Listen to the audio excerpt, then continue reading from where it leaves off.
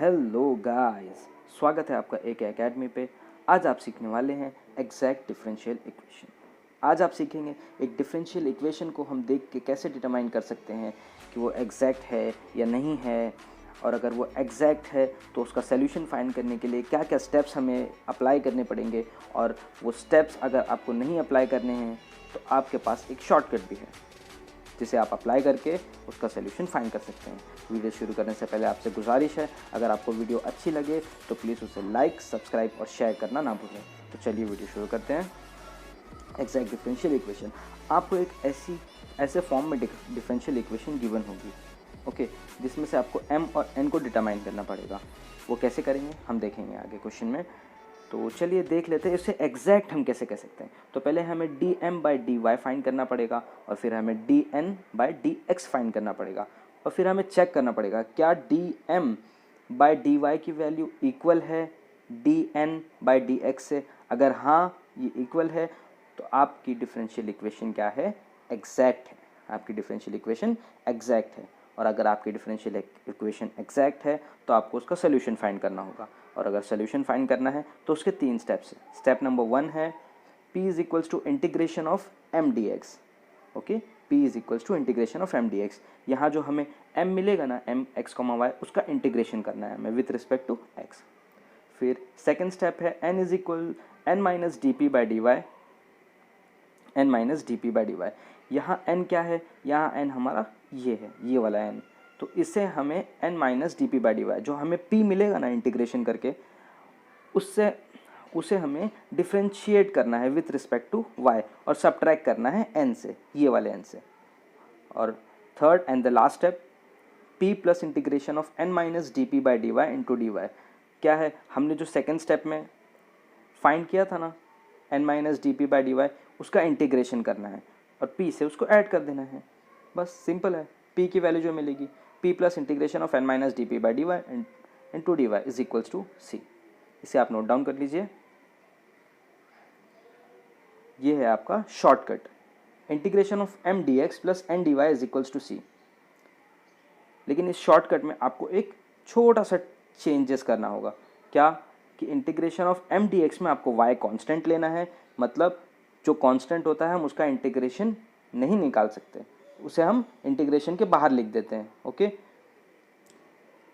और इसमें N D Y में, integration of N D Y में आपको इसे फ्री फ्रॉम एक्स रखना है। फ्री फ्रॉम एक्स मतलब सिंपल है एकदम, बस जहाँ जहाँ आपको एक्स दिखे वहाँ वहाँ आपको ज़ीरो सब्सटीट्यूट कर देना है। क्या सब्सटीट्यूट करेंगे, ज़ीरो। हो सकता है ये पूरी equation integration of N D Y zero हो जाए, हो सकता है ना हो, मोस्टली ये हो जाती है ज़ीरो। चलिए हम एक सम ले लेते हैं। ये हमारा क्वेश्चन है X square minus 4xy minus 2y² dx plus Y square minus 4xy minus 2x² dy is equals to 0। अब इस क्वेश्चन में हम n डिटरमाइन कर सकते हैं अपना, हाँ कर सकते हैं। mx, y dx था बराबर प्लस nx, y dy था, है ना इक्वेशन में।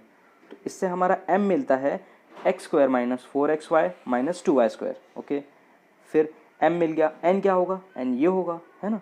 तो n is equals to Y square minus 4xy minus 2x²। हमें m और n मिल गया। अब हमें चेक करना है क्या है कि ये एग्जैक्ट है कि नहीं है। तो हम चेक कैसे करेंगे, पहले हमें dm/dy फाइंड करना पड़ेगा, ओके। dm/dy फाइंड करना पड़ेगा, ये मिल जाएगा। उसके बाद हमें फाइंड करना पड़ेगा dn/dx, ये दोनों हम फाइंड करेंगे। तो चलिए पहले dm/dy फाइंड कर लेते हैं। तो dm/dy जब हम करेंगे तो हमें वैल्यू क्या मिलेगी मालूम है आपको, वैल्यू मिलेगी -4x माइनस 4y। पहला वाला तो ज़ीरो ही हो जाएगा, ये वाला। फिर इसमें आएगा विथ रिस्पेक्ट टू x कर रहे हैं ना, तो y वाला ज़ीरो हो जाएगा, ये लिखने की ज़रूरत नहीं है। फिर -4xy, इसका क्या आएगा, इसका आएगा -4y, और इसका आएगा -4x, ओके। तो इससे क्या प्रूव होता है, ये दोनों वैल्यूज़ इक्वल है। तो therefore dm upon dy is equals to dn upon dx। बराबर है, ठीक है। तो हमारा इक्वेशन क्या है, हमारा इक्वेशन एग्जैक्ट है, हमारा इक्वेशन एग्जैक्ट है। तो स्टेप नंबर, ये हमारा बेसिक है, पहले हमें चेक करना पड़ता है इक्वेशन एग्जैक्ट है या नहीं। हमें इक्वेशन एग्जैक्ट मिला, तो अब हम इसका सोल्यूशन फाइंड कर सकते हैं। तो सोल्यूशन का स्टेप वन क्या था, सोल्यूशन का स्टेप वन क्या था, तो सोल्यूशन का स्टेप वन था p is equals to integration of m dx बराबर। तो हमारा m क्या था, तो हमारा m था x square minus 4xy minus 2y², ये हमारा m था क्वेश्चन में, उसका हमें इंटीग्रेशन कर देना है बस।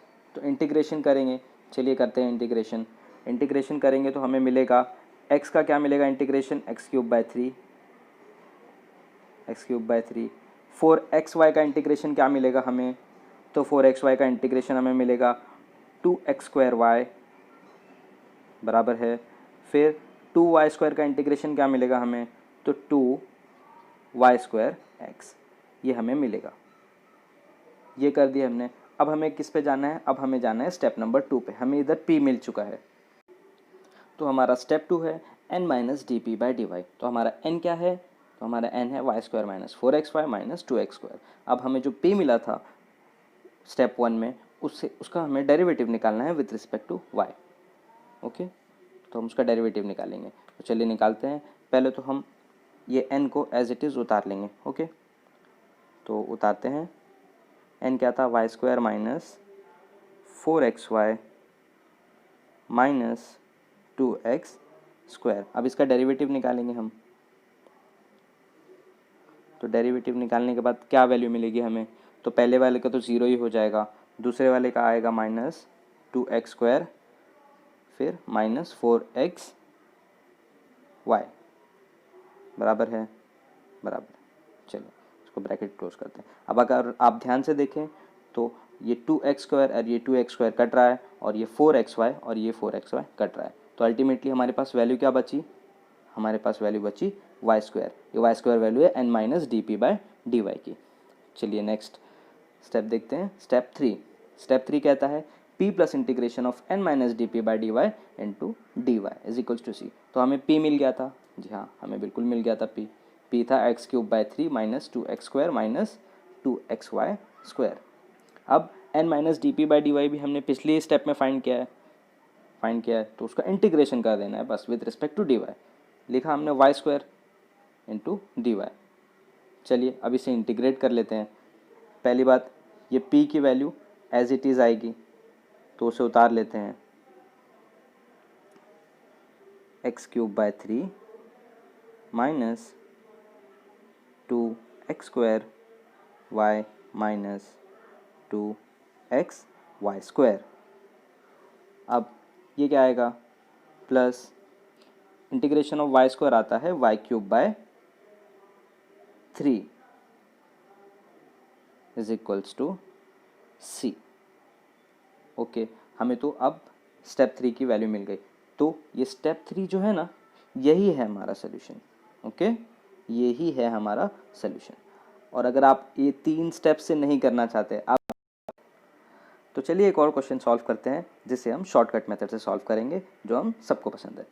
तो ये हमारी एक डिफरेंशियल इक्वेशन, जिसमें हमारा m है 1 प्लस e⁻x/y और n है e⁻x/y multiplied by 1 minus x/y।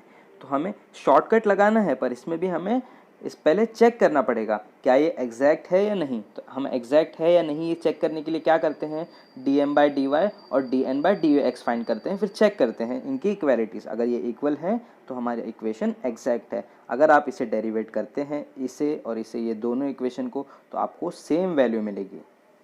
वो क्या होगी, e⁻x/y multiplied by minus x/y²। आप डेरिवेट करके देख सकते हैं। तो चलिए हम सीधा शॉर्टकट इक्वेशन में अब अप्लाई इसे कर सकते हैं, क्योंकि ये क्या है, एग्जैक्ट इक्वेशन है। तो शॉर्टकट इक्वेशन में अप्लाई करते हैं। लेकिन शॉर्टकट में हमें मालूम है क्या रूल है, y हमें कांस्टेंट रखना है mdx में, इंटीग्रेशन ऑफ mdx में, और इंटीग्रेशन ऑफ dy में हमें इसे फ्री फ्रॉम x रखना है। फ्री फ्रॉम x रखने के मायने क्या, हमें जहाँ जहाँ x रहेगा वहाँ वहाँ जीरो सब्स्टिट्यूट करना है। तो हमारा m क्या है, m है हमारा 1 plus e⁻x/y into D x. ये हमारा एम डी एक्स है। और एन डी वाई क्या है, तो integration of N D Y है 1 plus E raise to X Y up into 1 minus X upon Y D Y. अब इसे इंटीग्रेट करना है, इसे इंटीग्रेट करेंगे हम तो हमें वैल्यू मिलेगी कुछ इस तरह से, X plus E raise to X upon Y upon 1 upon Y. और ये इसमें क्या y कांस्टेंट लेना था इसलिए ये ऐसा मिला। इसमें हमें फ्री फ्रॉम x रखना है, मतलब जहाँ जहाँ x है उसको 0 बना देना है। तो ये 0 हो जाएगा, ये 0 हो जाएगा, ये दोनों से मल्टीप्लाई होगा तो ये दोनों भी 0 हो जाएंगे। तो इसका मतलब क्या हुआ, ये पूरा इक्वेशन ही 0 हो जाएगा इस तरफ का, is equals to C. Ultimately हमारा आंसर क्या है, तो हमारा आंसर है x plus Y E raise to X upon Y is equals to C. ये हमारा आंसर है। मेरी गंदी हैंड राइटिंग के लिए सॉरी। और अगर आपको वीडियो अच्छा लगा, यूज़फुल लगा, तो प्लीज़ इसे अप्रिशिएट कीजिए, इसे लाइक कीजिए, सब्सक्राइब कीजिए और शेयर कीजिए। Thank you for watching.